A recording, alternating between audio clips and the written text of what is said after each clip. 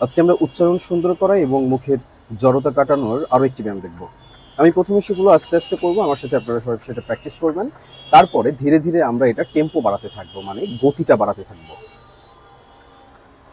ক্ল, ক্ল, গ্ল, ঘ্ল, চল, ছল, ঝল, ঝল, ক্ল, ট্ল, দ্ল, ধল, প্ল, ফ্ল, ব্ল, ফ্ল, ক্ল, চল, ট্ল, তল, প্ল, ক্ল, চল, ট্ল, তল, প্ল, গ্ল, ঝল, ঢল, দ্ল, ব্ল, ক্ল, ঝল, ঢল, ধল, ফ্ল।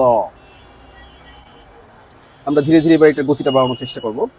ক্ল, ক্ল, গ্ল, ঘ্ল, চল, ছল, ঝল, ঝল, ট্ল, ট্ল, দ্ল, ধল, ক্ল, ফ্ল, ব্ল, ধল, প্ল, ফ্ল, ব্ল, ফ্ল, ক্ল, চল, ট্ল, তল, প্ল, ক্ল, চল, ট্ল, তল, ফ্ল, গ্ল, চল, ঢল, দ্ল, ব্ল, ক্ল, চল, ঢল, ধল, ফ্ল। এরকম ধীরে ধীরে আমরা আরো গতি বাড়ানোর চেষ্টা করব।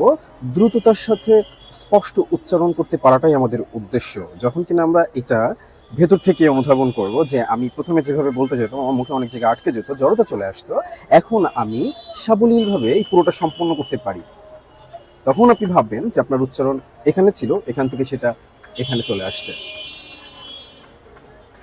এইসব নিয়ে বিস্তারিত আলোচনা হয় আমার অনলাইন ভোকাল কোর্সে। যদি আমার কোর্সটি করতে আপনি ইচ্ছুক থাকেন তাহলে অবশ্যই আপনি রেজিস্ট্রেশন সম্পন্ন করে ফেলতে পারেন।